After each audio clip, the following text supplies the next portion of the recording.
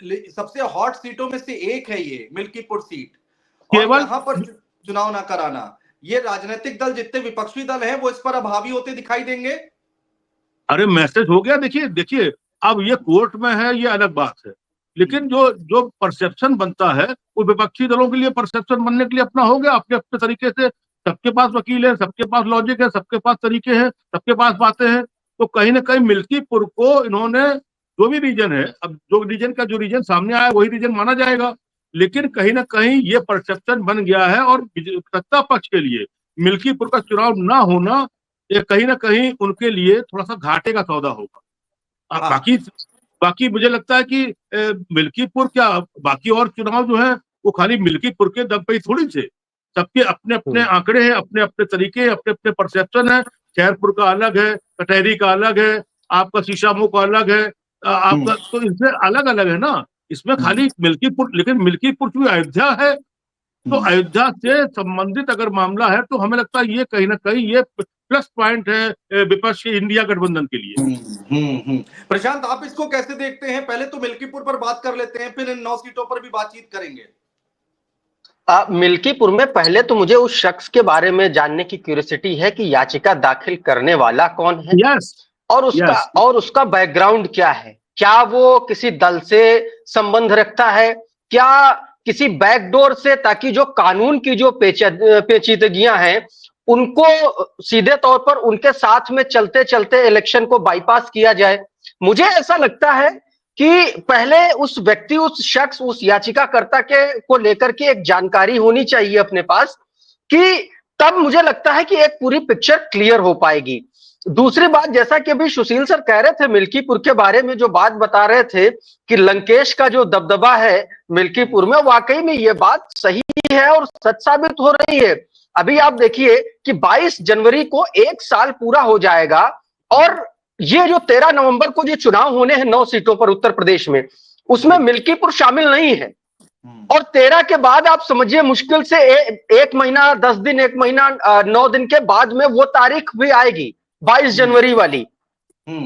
बहुत सारे ऐसे डॉट्स हैं जिनको एक दूसरे से कनेक्ट करने की जरूरत है मुझे लगता है, और इन्हीं सारे डॉट अगर एक बार क्लियर कर लेंगे तो हमें जवाब भी मिल जाएगा कि मिल्कीपुर का चुनाव टाला क्यों गया, और मिल्कीपुर का चुनाव इन 9 सीटों के साथ में क्यों नहीं हो गया। मैं आपको बताऊं, हम लोग भी इससे पहले भी चर्चा कर चुके हैं कि शीशामऊ की जो सीट थी उसको लेकर के थोड़ी सी आशंका थी लोगों में कि हो सकता है यहां का चुनाव कोर्ट के आदेश पर डिपेंड रहे। जैसा आदेश रहेगा, जैसी चीजें रहेंगी, वैसा फिर शीशामऊ में होगा। लेकिन यहां मामला पूरा 36 हो गया।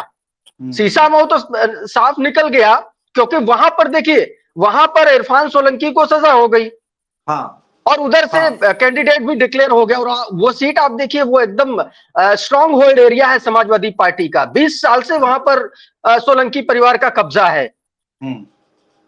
मिल्कीपुर एकमात्र ऐसी सीट है जो सीधे तौर पर मुख्यमंत्री योगी आदित्यनाथ ने अपने हाथ में ली है कमान, मिल्कीपुर और कटहरी की। भाई 2 डिप्टी सीएम और मुख्यमंत्री, इन लोगों ने मिलकर के 6 सीटें बांटी हुई हैं टोटल। करहल और शीशामऊ ब्रजेश पाठक देख रहे हैं, मझवा और फूलपुर केशव प्रसाद मौर्य देख रहे हैं, कटहरी और मिल्कीपुर जो है खुद मुख्यमंत्री योगी आदित्यनाथ देख रहे हैं। और जैसा भी सुशील सर कह रहे थे कि आप सोचिए कि मुख्यमंत्री योगी आदित्यनाथ ने वहां पर कई हजार की परियोजनाओं का जो है ऐलान किया है, घोषणाएं की है बहुत लंबी चौड़ी, और उसके बावजूद अगर यहाँ पर चुनाव इलेक्शन कमीशन डिक्लेयर नहीं कर रहा है और उसमें सिर्फ एक बात कही जा रही, भाई देखिए इलेक्शन कमीशन को भी तो जवाब देना है ना, कि हम डायरेक्टली तो बाईपास कर नहीं सकते, हमारे पास कुछ सब्सटेंशियल होना चाहिए कि हम इस वजह से इसको बाईपास कर रहे हैं। और वही बात है, याचिका डाल दी गई है बैकडोर से, अब उस पर देखते हैं कब फैसला आएगा, कब उस पर उपचुनाव होगा। सर कुछ कहना चाह रहे हैं? जी सर। ये तो अनुज प्रशांत ने बहुत अच्छी बात कही है कि आखिर वो कौन सज्जन है, कौन सी नेशनल फिगर है, कौन सा याचिका किसने, अच्छा याचिका क्या लोअर कोर्ट में है, एसडीएम कोर्ट में है, डीएम कोर्ट में है, हाई कोर्ट में है, जिला कोर्ट में है, सुप्रीम कोर्ट में है, या नेशनल कोई और भी कोर्ट है, उसमें किसमें है आखिर ये। और फिर अगर याचिका, अगर इस लेवल पे याचिका है, जो अनुज जानते हैं ना प्रशांत से जानते, आप लोग तो पत्रकार हो। अब इनको अगर नहीं मालूम, जैसे मैंने शुरू में कहा कि किसी को हम लोगों को पता ही नहीं है, पत्रकार पूरे देश के मीडिया को नहीं पता था, आज पता चला कि कोई याचिका भी है, आज पता चला है ना कोई याचिका भी है, जब ये हुआ कि मिल्कीपुर को कर दिया है, डिटेन कर दिया है। तो अब ये बताइए, ये तो एक नई पार्टी शुरू हो गई, हर जगह पर कोई ना कोई याचिका लिए अपना खड़ा रहेगा, वो आरटीजी वाला, आरटीआई वाला, और कोई ना कोई तमाम किस्म की आजकल जो है दुकानें हैं, तो कोई खड़ा रहेगा, तर से उसने याचिका डाली और कह दिया चुनाव खत्म, या चुनाव डिले, या चुनाव डिटेन, या चुनाव देखा जाएगा। तो ये तो एक अलग अलग किस्म की चीजें आ रही हैं। जैसे अभी जम्मू कश्मीर में पांच पदेन वो बनाए गए विधायक, जिनको वोटिंग का भी राइट है, जिनको पूरे विधान चुनाव लड़े जीते, उनको वो सारी चीजें हैं जो जम्मू कश्मीर के लोगों को मिलेगी, विधायकों को मिलेगी। तो आप सोचो, ये नई चीज है ना जम्मू कश्मीर के लिए। तो ये वाला, ये हमें लगता है सारा कुछ हटाइए अनुज भाई, ये मिल्कीपुर में किसने ये किया, ये लंका कांड, मिल्कीपुर के चुनाव में किसने लंका कांड किया, इसके ऊपर तो एक पूरी डिबेट अलग से होनी चाहिए। बिल्कुल, हम लोग समझे तो। देखिए सर, एक और अपडेट आई है, देखिए एक और अपडेट आई है।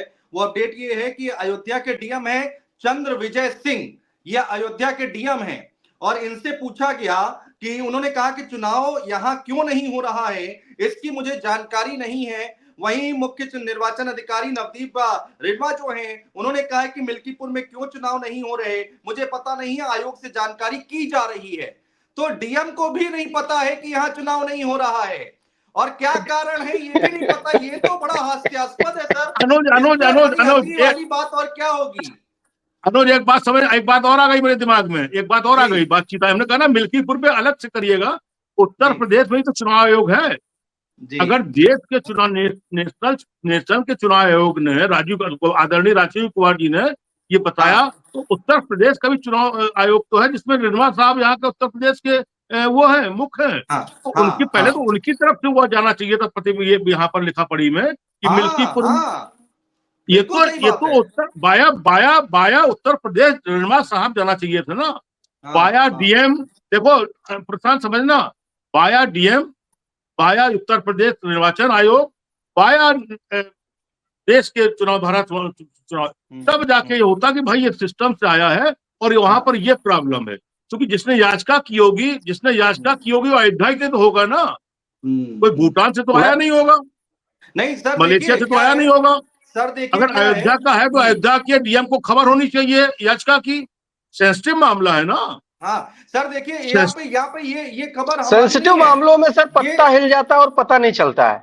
ये खबर दैनिक भास्कर ने छापी है सर। अभी ये बयान जो आया है वो दैनिक भास्कर ने छापा है। मैं अपने लैपटॉप पर देख के पढ़ रहा हूँ, अपने यहाँ स्टूडियो में बैठकर मैं नहीं बता रहा हूँ। ये देखिए लिखा है साफ साफ, चंद्र विजय सिंह है, इनको भी नहीं मालूम है, और मुख्य निर्वाचन अधिकारी है नवदीप रिढ़वा, उनको भी नहीं मालूम है। तो ये तो इससे बड़ी विडंबना, इससे बड़ा हास्यास्पद वाक्य और क्या होगा कि राज्य के चुनाव आयोग को नहीं पता। जी बोलिए प्रशांत। बाबा गोरखनाथ की याचिका, गुरु भाई योगी आदित्यनाथ जी के जो गुरु भाई हैं, जो चुनाव भी लड़े हैं, एक बार जीते भी हैं, उन्होंने याचिका डाली है, भारतीय जनता पार्टी के नेता हैं। मतलब मामला डायरेक्ट है, कोई ऐसा नहीं है कि इधर से कान पकड़ा है। भाजपा ने अपना कान एकदम सीधा पकड़ा है, सीधे हाथ से पकड़ा है, कहा कि ये हमारे प्रत्याशी रहे भाई, और भारतीय जनता पार्टी के ही जो पूर्व प्रत्याशी, पूर्व विधायक, उन्होंने जाकर के याचिका डाल दी। अवधेश प्रसाद के सामने लड़े थे, हार गए थे, और एक चुनाव ये जीते हैं। अवधेश प्रसाद को हराया भी था, शायद वो 12 का नहीं 17 का चुनाव था शायद, उसमें जीत हुई इनकी। हाँ, तो इनकी याचिका है। देखिए सर, अब खबरें निकलकर सामने आने लगी है छन छन कर, और यहाँ पर अब याचिका किसने डाली है ये भी क्लियर है, और कारण भी क्लियर है कि भाई इस वजह से यहाँ पर चुनाव नहीं हो रहा है मिल्कीपुर में। इसको तो सर अब विपक्ष छोड़ेगा नहीं, विपक्ष को तो फुलटॉस बॉल दे दी है। अरे विपक्ष तो बाद में छोड़ेगा पकड़ेगा तो बात की बात है, पहले तो प्रशांत तो अनुज वाले जो पत्रकार हैं देश के, वो पकड़ लिए बैठ जाएंगे। ये तो पूरा चुनाव हो गया ना, ये पूरे जो 9 चुनाव बचे हैं, ये तो पूरा चुनाव मिल्कीपुर ने निपटा दिया एक तरीके से देखा जाए तो। भाई अब तो हर जगह, अब तो चुनाव तक तो मिल्कीपुर ही से चलेगा भाई। जो 9 चुनाव बचे हैं, ये 13 नवंबर को है कि 20 को है? 13 नवंबर को है सर, 13 नवंबर को, और 23 को 13 नवंबर को, 13 को है ना। अब आप एक चीज फर्स्ट बताइए, फेज के साथ 13 नवंबर तक तो केवल मिल्कीपुर ही चलेगा। और एक बात और देखिए अनुज जी, एक बात जी। और देखिए, 90 सीटें हरियाणा में, 90 सीटें जम्मू कश्मीर में, वहां आपको 2-2, 3-3 चरण चुनाव आयोग को चाहिए थे, ठीक। और 288 सीटें महाराष्ट्र में, हाँ, वहां बिल्कुल। एक ही चरण में चुनाव हो रहा है। मतलब बताइए जरा, ये कहीं ना कहीं जो संदेह या जो हम ईवीएम की बात बिल्कुल नहीं करते, एकदम बिल्कुल ठीक है, लेकिन कहीं ना कहीं परसेप्शन तो बनता है ना। आप बिल्कुल। बताओ ना भाई, 90-82 सीटें एक चरण में और 288 सीटें 82 सीटें 2 चरण में। हाँ, हाँ, झारखंड हाँ, हाँ, झारखंड 2 चरण में है बिल्कुल। और 282 सीटें एक चरण में महाराष्ट्र। कोई लॉजिक है इसका? बिल्कुल, लेकिन अब बिल्कुल। चूंकि आयोग है तो भाई बताइए, कोई लॉजिक है इसका? ऐसे ही मिल्कीपुर का कोई, अरे मैंने कहा ना, डीएम सर को नहीं मालूम तो, और याचिका हो गई तो ऐसी याचिका के कारण तो जितना लोकतंत्र का सिस्टम ही गड़बड़ा जाएगा। जो अगर फिर तो जो चाहेगा वो याचिका लेकर घूमने लगेगा, फिर तो याचिका की एक अलग ही कोर्ट हो जाएगी। फिर हाँ, बिल्कुल सही लोकतंत्र, बात अगर है। हम ये मान के चलते हैं कि लोकतंत्र सबसे बड़ा होता है देश में, चुनाव सबसे बड़े होते हैं और जनता सबसे बड़ी होती है, तो फिर याचिका और ये सब कहाँ से और किस लेवल पे याचिका है? प्रशांत, किस लेवल पे याचिका है ये? ठीक बात है। किस लेवल पे याचिका? हाई कोर्ट में है, सुप्रीम कोर्ट में याचिका, कहाँ पर है ये? अभी अभी उसको लेकर के कोई ऐसी खास जानकारी नहीं समझ में आ रही है, लेकिन हाँ, ये फौरी तौर पर जो जानकारी मिली है सर, वो यही है कि बाबा गोरखनाथ ने इसको लेकर के याचिका डाल रखी थी, यानी कि पता नहीं था। मेरा सर आपसे एक सवाल है इसी से जुड़ा हुआ, बहुत क्यूरियोसिटी है उसको लेकर के, क्या विपक्ष इसी तरीके की याचिका गाजियाबाद सदर सीट को लेकर के डाल सकता है क्या? मैं बताऊं? अब नहीं, अब तो एक ही याचिका से 9 सीटों का काम हो गया है। विपक्ष को अब कोई याचिका और कोई एप्लीकेशन और कोई अनुरोध पत्र और कोई निवेदन पत्र की जरूरत पड़ेगी नहीं, मुझे लगता है। उनके पास पीडीए नाम की संस्था तो पहले ही है।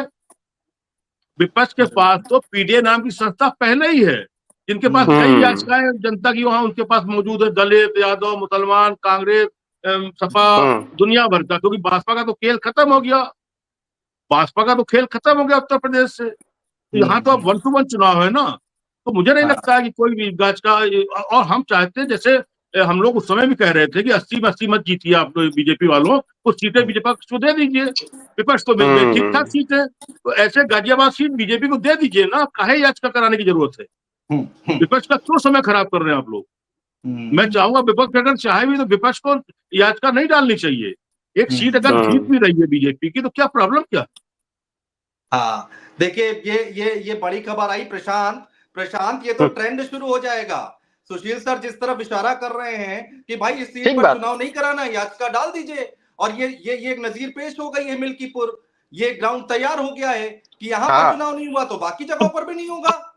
मैं चूंकि बड़े चैनल पे बैठा हूँ, बड़े बुद्धिजीवी हमारे पत्रकार हैं सामने, अनुज और प्रशांत, आप बताओ, ये मैंने इसीलिए एकदम से मेरे दिमाग में आया कि क्योंकि किसी को इससे पहले कुछ पता नहीं था ना, जरा चीजें तो सूचना आयोग किस लिए उत्तर प्रदेश का, इतना बड़ा सूचना आयोग, कितने बड़े उसका उनका अनुदान है, सब बातें हैं, क्या उससे भी खबर हम लोगों को नहीं मिल पाई? तो अच्छा, गुरु गोरखनाथ, ये गुरु कौन है? इनको हम लोग जानते ही नहीं कौन है ये, और किस लेवल पे लड़े थे, किस पार्टी से लड़े थे। देखिए, हर भगवा वाला भाजपाई हो, ये हर भगवा वाला हिंदू भाजपाई हो, ये तो हम नहीं मान सकते। हम भी वो करते हैं, जब भगवा पूजा में बैठते हैं तो ये वो, लेकिन कहीं ना कहीं अगर ये उनका संबंध निकल रहा है तो ये नुकसानदायक हो जाएगा और आने वाले वक्त में लोकतंत्र के लिए घातक होगा ये। नहीं सर, ये अभी क्लियर कर लेते हैं प्रशांत, ये आपको क्या, ये वही है ना बाबा गोरखनाथ? प्रशांत, मैं एक सवाल आपसे पूछ लूं कि क्या लोकतंत्र में सर्वोच्च चुनाव बड़ा है, लोकतंत्र की आवाज बड़ी है, या एक छोटी मोटी याचिका, अनजान सी याचिका बड़ी है? क्या होता है? मुझे लगता है कि जब कभी इस याचिका को लेकर के सर कोई फैसला आएगा, जब भी इस याचिका पर कोई फैसला आएगा, मुझे लगता है वैसे कोर्ट के फैसले नजीर माने जाते हैं, अगर कोर्ट वहां पर जाकर के कोई स्पेशल पॉइंट अपना डिनोट नहीं कर देता है तो। और अगर इस मामले को नजीर माना जाएगा तो आप ये सोचिए जो वन नेशन वन इलेक्शन की बात चल रही है, ये जो प्रोसेस है ना बड़े लेवल पर, मुझे लग रहा है ये इतना बुरी तरीके से डिस्ट्रैक्ट होगा कि वन नेशन वन इलेक्शन नहीं, वन नेशन मल्टी इलेक्शन। अभी जो स्थिति है वो फिर हर सीट पर स्थिति बन जाएगी। इसीलिए मैंने आपसे कहा ना कि अगर गाजियाबाद की सदर सीट पर यही स्थिति बन जाए, वहां से कोई कांग्रेस का आदमी या कोई समाजवादी पार्टी का कार्यकर्ता इस तरीके की कोई याचिका दाखिल अगर कर देता है, तो फिर क्या परिस्थिति बनेगी। यानी कि आप जिस सीट पर कमजोर हैं, जिस सीट पर आप हार रहे हैं, वहां पर आप अपने चेले चपाटों से याचिका डलवा दीजिए, काम हो गया। मैंने यही तो आपसे हाँ। निवेदन यही तो क्या डीएम साहब को मालूम नहीं, चुनाव आयोग यूपी के निर्मा साहब को मालूम नहीं, हाँ। अचानक देश का चुनाव आयोग बताता है और पत्रकारों को मालूम नहीं, कहीं किसी कोई खबर नहीं। तो इससे तो शीशामुंह सीट तो कभी नहीं जीती बीजेपी ने, तो शीशामुंह सीट पे भी एक याचिका डलवा दी जाए, क्या दिक्कत है। मैनपुरी पे भी याचिका डलवा दी जाए तो क्या दिक्कत है। सुशील सर, फिर ट्रांसपेरेंसी कहाँ रह गई, पारदर्शिता कहाँ रह गई चुनाव आयोग की। अब वो तो दिख ही रहा है, सब चीजें दिख ही रही हैं। अभी हरियाणा जाना जो हुआ है, कितने सवाल उठ रहे हैं।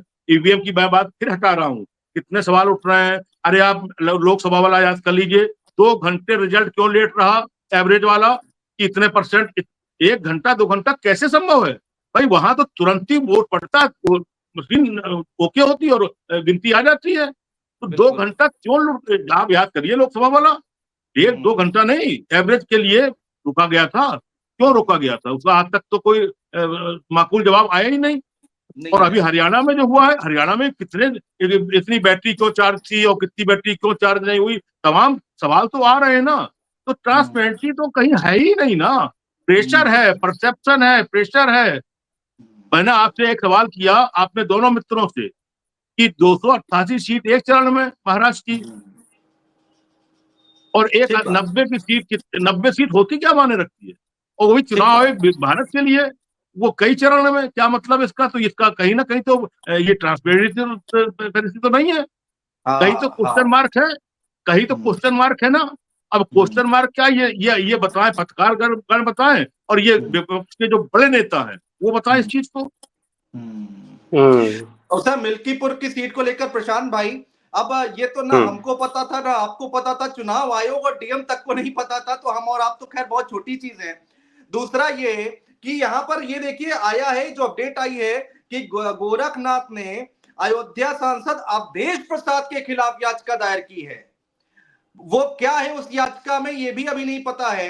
अभी डिटेल और निकलकर सामने आ जाएगी। तो वो ये गोरखनाथ वही है ना जिन्होंने अवधेश प्रसाद के खिलाफ चुनाव लड़ा था विधानसभा का, कई बार आमने सामने हो चुका है, एक बार वो जीते हैं, वही है ना, कंफ्यूजन दूर कर लेते हैं। वही बाबा गोरखनाथ वही है, 17 में ये चुनाव जीते थे। और जहां तक मैं समझ पा रहा हूं, मुझे लग रहा है लोकसभा चुनाव जो फैजाबाद सीट पर हुआ, उसमें मिल्कीपुर में क्या वोटों का मार्जिन था लीड लेने का, वहां से जो भी 22-24 हजार की जो लीड थी। अब इतनी बड़ी लीड में अगर याचिका पड़ गई है, तो उसमें इसका मतलब 22 जो भी लीड, जो भी अंतर होगा जीत और हार का इस सीट पर, खासतौर पर लोकसभा चुनाव में, मुझे लगता है कि उस अंतर को सीधे तौर पर या तो फिर चुनौती दी गई होगी, तभी तो भाई जो सिटिंग सांसद है वो अयोग्य करार दिया जा सकता है अगर बेईमानी साबित हो जाती है तो। और इतनी बड़ी लीड होने के बावजूद, मैं एक छोटा सा उदाहरण दे रहा हूं, फूलपुर की सीट जो है, फूलपुर की सीट पर 28,000 की लीड समाजवादी पार्टी ने ली। ये वो सीट है जो 2022 में भारतीय जनता पार्टी के विधायक जीते थे, और वहां से सपा ने 28,000 की लीड ले ली। अब इस सीट पर जाकर के कोई दावा कर दे कि भैया ये जो लीड है, ये दरअसल लीड नहीं है 28,000 की, ये 2,000 की, इसमें जो है और डाउन आप कर दीजिए, 28,000 बराबर करते हुए 2,000 कम कर दो। अगर याचिका का पर्पस, याचिका का अगर मेन जो जिस्ट होगा वो ये होगा, तो जाहिर सी बात है इसी के इर्द गिर्द वो याचिका बुनी गई होगी, और उसके तब जाकर के चुनाव आयोग ने उस पर चुनाव नहीं कराने का फैसला लिया होगा। और बात ये भी है कि चुनाव आयोग ने यह बात भी क्लियर नहीं की, इस पर भी कोई अपनी सफाई नहीं पेश की कि इस पर चुनाव नहीं होगा। ठीक बात है, लेकिन इस पर संभावित चुनाव कब होगा भाई? 6 महीने के भीतर चुनाव हो जाने चाहिए ना। 4 जून को सीट खाली हुई थी, और 4 दिसंबर से पहले वहां पर चुनाव हो जाने चाहिए उस सीट पर। तो क्या 13 नवंबर को चुनाव नहीं करा के 13 नवंबर से लेकर के 4 दिसंबर के बीच में मिल्कीपुर में अलग से चुनाव कराए जाएंगे क्या? नहीं प्रशांत भाई, एक बात और निकल कर आ रही है, जो अभी मेरे को समझ में आ रहा है कि विपक्षी दल इस पे कोर्ट भी जा सकते हैं और हाँ। वहां पर जाकर ये मामला कोर्ट तक पहुंच सकता है, इसमें कोई दो राय नहीं है। लग नहीं रहा तो आपको? कोर्ट तक पहुंचा हुआ है, कोर्ट हाँ। तक पहुंचा हुआ है। और वो जिन लोगों ने याचिका दाखिल की है वो लोग चाहते हैं कि कोर्ट में जाएं ताकि ये मामला अटके। कोई ऐसा एक मामला सीट पर आपको याद विधायक आता नहीं है रहेगा क्या? तो क्या आपके हो जहन में जाएगा? आता है क्या प्रशांत भाई, कोई ऐसा मामला जहन में आता है क्या? इससे पहले देश के मुझे इतिहास में ऐसा हुआ है? अब मुझे इतना तो अब मैं नहीं कह सकता हूं कि हो सकता है किसी एक सीट पर कभी हुआ हो, क्योंकि बहुत सारी विधानसभा सीटें हैं, मेरे ख्याल से 4,500 के आसपास पूरे देश में सीटें हैं, कहीं पर हो सकता है। लेकिन बहरहाल मुझे अभी हाल फिलहाल में मेरे दिमाग में नहीं आ रहा है कि पिछले 10-12 सालों में किसी तरीके की इस सीट पर कोई ऐसा भी कोई एक बीच का रास्ता निकाला जा सकता है बच निकलने का। तो ये बेसिकली एक रास्ता भी हो सकता है आने वाले वक्त में, जैसा आपने बताया कि अगर आप कहीं से कमजोर हैं तो चले जाइए कोर्ट, एक याचिका डाल दीजिए, फिर उस पर कोर्ट सुनवाई करेगा, उस पर याचिका एक्सेप्टेबल होगी नहीं होगी, एक्सेप्ट हो गई तभी तो उस पर चुनाव नहीं हुए, ऑब्वियस सी बात है।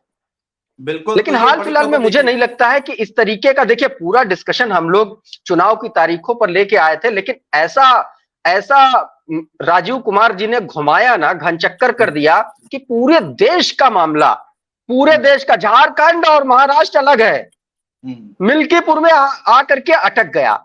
ऑब्वियस सी बात है कि अगर इतना बड़ा हंगामा मचना है तो उसके लिए प्लानिंग, उसकी तैयारी भी बड़े बड़े स्तर पर की गई होगी।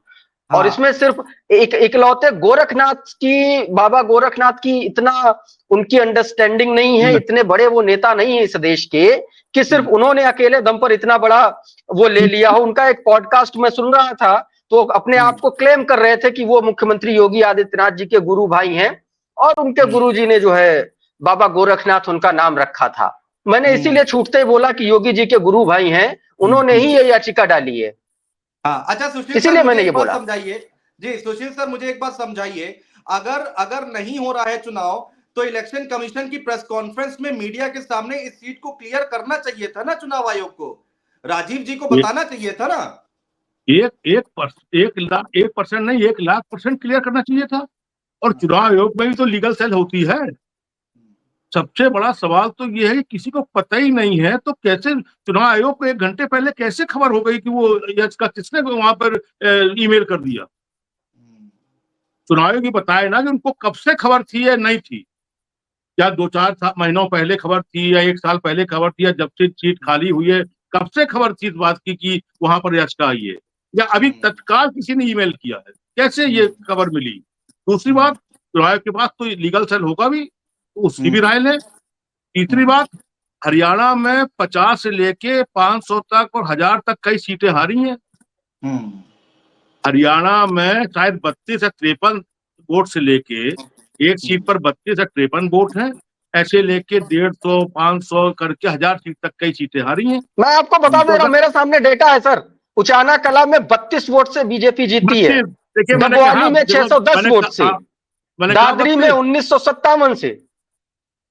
तो अब बताओ, अगर ये लोग याचिका डाल देंगे तो क्या वो जनप्रतिनिधि वहां पर क्या 2-3-4 महीने बाद नमस्कार हो जाएगा? क्या है ये भाई? वह जब 23,000 की मार्जिन पर, प्रशांत ने बताया 23,000 की मार्जिन पर मिल्कीपुर में अगर याचिका पड़ सकती है तो ये तो 32 वोट है। ये तो चुनाव आयोग को समझना पड़ेगा ना इस चीज को। और फिर ये मैंने कहा लोकतंत्र में अगर सबसे बड़ी कोई ताकत है वो है वोट, वो है चुनाव, वो है सीट खाली 6 महीने के अंदर चुनाव हो जाना चाहिए। उसके बाद भी अगर ये स्थितियां आ रही हैं तो बहुत कुछ समझना। और एक अच्छी बात हुई, गोरखनाथ जी को आभार, साधुवाद, बधाई कि उन्होंने इस बार एक नई बहस शुरू कर दी देश में। मिल्कीपुर के नाते, जैसे अयोध्या देश में मशहूर है, वैसे अब मिल्कीपुर पूरा देश कल जान जाएगा। हो सकता है वर्ल्ड भी जान जाए, वर्ल्ड के जो लोग और तमाम लोग जो एक्टिव रहते हैं वो भी जान जाए कि मिल्कीपुर है कहाँ पर। ये तो कल पूरा निकलेगा ही निकलेगा। और मिल्कीपुर से जुड़ा हुआ अयोध्या निकलेगा। तो अयोध्या और मिल्कीपुर, बता ये आप समझिए कि अयोध्या पर एक मिल्कीपुर भारी पड़ जाएगा। तो ये स्थितियां तो समझना पड़ेगा ना। ये तो नई बहस शुरू हो गई ना, और ये नई बहस कहाँ जाएगी? ये तो वक्त बताएगा। ये सीटें तो सबको मालूम है क्या होने वाला, क्या नहीं होने वाला है। महाराष्ट्र में क्या होगा, झारखंड में क्या होगा, जनता बताएगी। यहाँ पर उपचुनाव में जनता बताएगी। लेकिन एक माहौल में जो चीजें होती हैं, वो चीजें हम सबको समझ में आने लगी। वो है साफ साफ अच्छा बात। सर, सुशील सर, एक मैं थोड़ा सा टेक्निकल सवाल, चूंकि आपने अब एक लंबे समय तक चुनाव को कवर किया है और देखा है बहुत करीब से। मान लीजिए जैसे 6 महीने के भीतर चुनाव होता है, ये एक संवैधानिक प्रक्रिया है कि आप कोई भी संसदीय क्षेत्र है तो वहां पर आपको 6 महीने के भीतर चुनाव करवाने हैं। मैं आपसे ये समझना चाह रहा हूं कि अगर मिल्कीपुर में चुनाव नहीं होता है तो क्या आने वाले समय में, यानी कि 13 नवंबर से 4 दिसंबर के बीच में इनको ये चुनाव कराना पड़ेगा? और अगर नहीं कराएंगे तब क्या स्थिति बनेगी? तो फिर 27 में स्थिति बनेगी, 27 में सीधे चुनाव होगा। आम चुनाव जब 27 का उत्तर प्रदेश का होगा तब चुनाव होगा। तब तक याचिका और जितनी चीजें सब समझ में आ जाएंगी। क्योंकि 13 दिन में चुनाव मुझे नहीं लगता है। 13 दिन में कैसे आप उसको चुनाव को मैनेज कर लेंगे? 13 दिन में 2 दिन तो चले जाएंगे उसके पर्चा भरने के और पर्चा वापसी के और पर्चा चेक करने के। तो 3 दिन ये गए, तो बचे 4 दिन। उसके बाद 5 दिन बचे, उसका 1 दिन वोटिंग का होगा, 1 दिन बंद का, 1 दिन पहले चुनाव बंद होगा। तो कैसे ये आप 4-5 दिन में चुनाव एक विधानसभा का कैसे कर देंगे? एक विधानसभा का चुनाव 4-5 दिन में कैसे कर देंगे? नोटिफिकेशन होगा, नोटिफिकेशन होगा, पर्चा खरीदा जाएगा, पर्चा भरा जाएगा, पर्चा जांच किया जाएगा, पर्चा वापसी होगी, नॉमिनेशन हो, तमाम इसमें तमाम प्रक्रिया होगी ना। ये होगा मिल्कीपुर में दो, उसमें हो सकता है कि 20-25 एकदम से खड़े हो जाएं, जैसे गोरखनाथ जी ने लगा दिया है उसमें याचिका। तो हो सकता है कई निर्दलीय लड़ जाए चुनाव, कई निर्दलीय लड़ जाए चुनाव, 20-25-50 निर्दलीय चुनाव लड़ जाए। तब क्या होगा? तो तब क्या होगा? तब क्या होगा? ये तो बहुत क्वेश्चन मार्क हो गए भाई प्रशांत।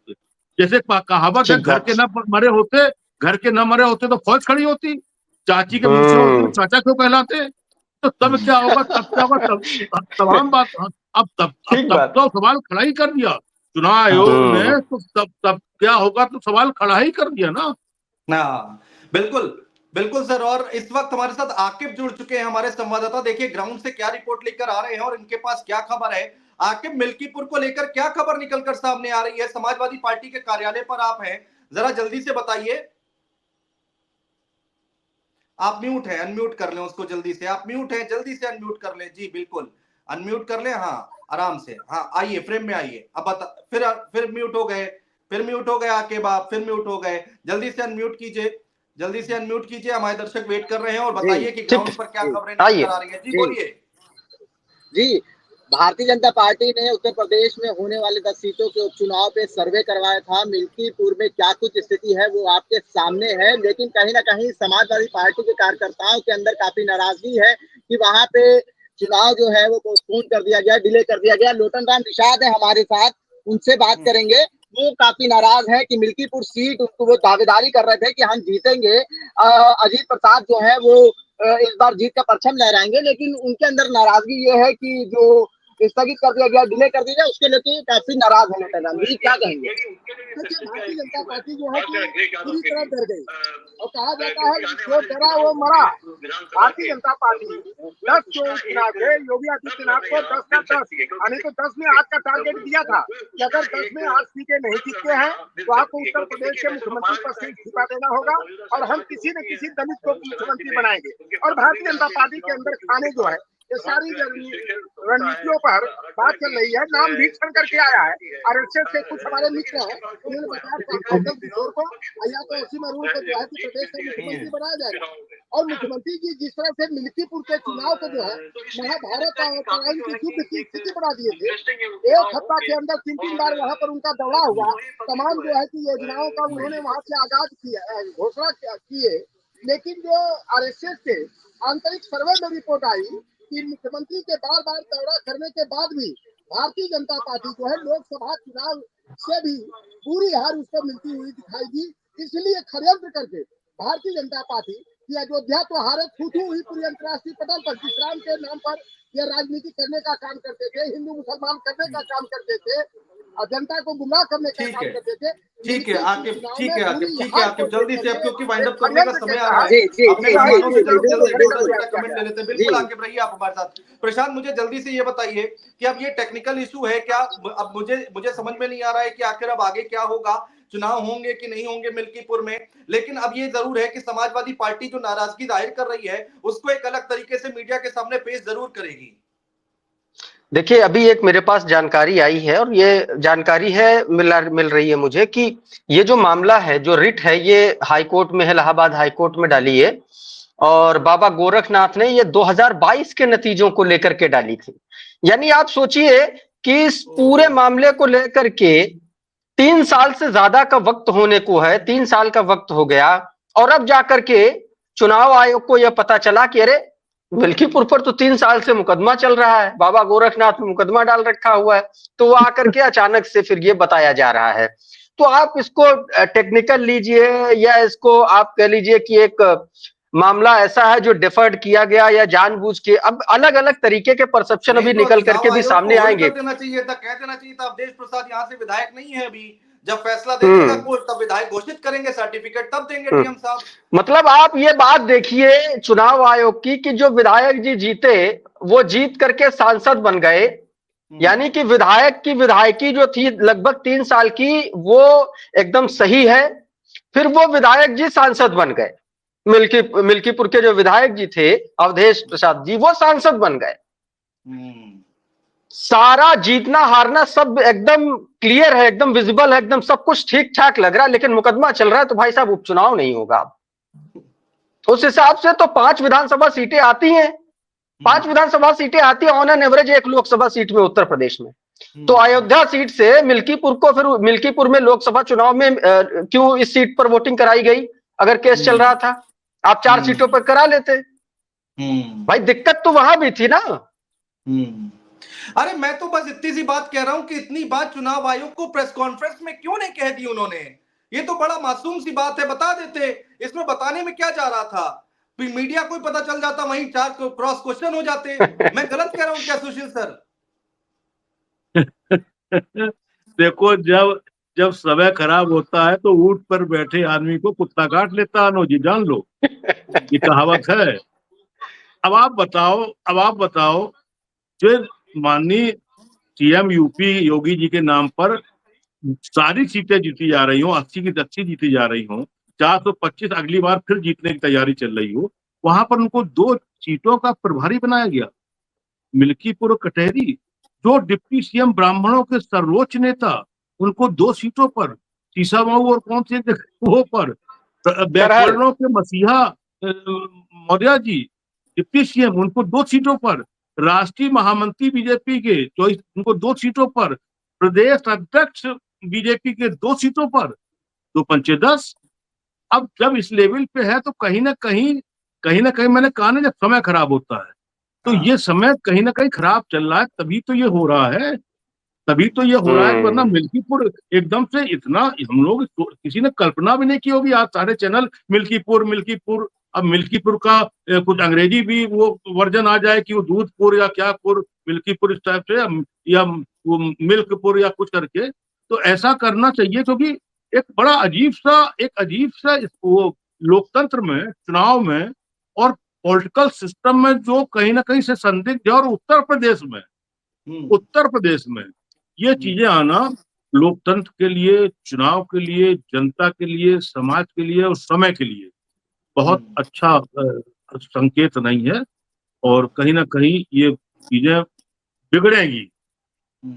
जो अभी आपने प्रशांत कहा, तो इसका मतलब फिर वो लोकसभा एमपी का जो अवधेश प्रसाद हुए वो भी क्वेश्चन मार्क में आना चाहिए।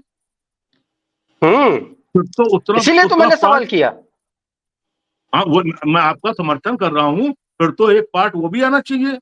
फिर जहां जहां पूरी 80 सीटों में जहां जहां इस टाइप की टेक्निकल चीजें आ रही हों, वहां फिर वो उसमें उनको भी वो लाइन अप होना चाहिए, उन सीटों को भी लाइन अप होना चाहिए, उनके यहाँ भी जो लोग हों उनको भी एक्टिव हो जाना चाहिए। फिर तो कल से वो जो याचिका खेला जाए, फिर चुनाव क्यों हो, फिर उपचुनाव क्यों हो, फिर तो याचिका खेला जाए, बात खत्म हो गई, लोकतंत्र जिंदाबाद। पर इसमें हमें लगता है कहीं ना कहीं चुनाव आयोग, देश का जो चुनाव आयोग है, जो अपने आप को बड़ा इस बात को दम भरता है कि देश में सब कुछ अमन चैन है और सब शांति। उन्होंने भी कुछ देर पहले कहा था अपनी प्रेस कॉन्फ्रेंस में कि कोई गोली नहीं चली, आतंक नहीं हुआ, ये नहीं हुआ, ये हुआ, अच्छी बात, साधुवाद, बधाई राजीव कुमार जी और टीम को बधाई। लेकिन जो सवाल जनता उठा रही है, जो पत्रकार सवाल उठा रहे हैं, या जो मिल्कीपुर के लोग कल सवाल उठाएंगे, उसका जवाब भी तो आपके पास तैयार रहना चाहिए था पहले से। अब ये मैंने आपसे शुरू कहा, मैं पुनः वो दोहरा रहा हूँ, अब नहीं दोहराऊंगा, कि डीएम को अब तक नहीं मालूम था 1 घंटे पहले तक। अच्छा, मुझे तो लगता है सर अवधेश प्रसाद जी से पूछना चाहिए कि आपको पता था कि आपकी जीत को लेकर के रिट दायर की गई है। अवधेश प्रसाद जी से पूछना चाहिए। बेशक, अब तो अभी 1 घंटे बाद तो ये जो आप सब लोग सारे चैनल यही पूछेंगे। अरे हम तो कह रहे हैं काम और होना चाहिए। अब जनता में डोर टू डोर जाके उनको वो माइक आईडी लेके वोटर से पूछना चाहिए कि आपको मालूम था कि आपने वोट दिया कि नहीं दिया, आपने ये याचिका दायर हुई। अब तो सबसे पूछना चाहिए, जो उनके पक्ष में उनसे पूछना चाहिए, जो विपक्ष में उनको पूछना चाहिए। अब तो ओवैसी तक की पार्टी से पूछना चाहिए कि भाई मिल्कीपुर के बारे में आपकी क्या राय है।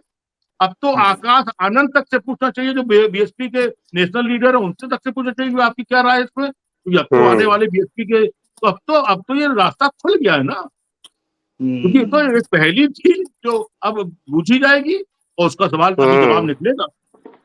अब जवाब पक्ष में निकलता है, विपक्ष में निकलता है, चुनाव आयोग के पक्ष में निकलता है, माननीय कोर्ट के पक्ष में निकलता है, गुरु गोरखनाथ के पक्ष में निकलता है, अवधेश के पक्ष में निकलता है, या जो जीतने हारने वाले थे उनके पक्ष में निकलता है। ये तो समय बताएगा ना।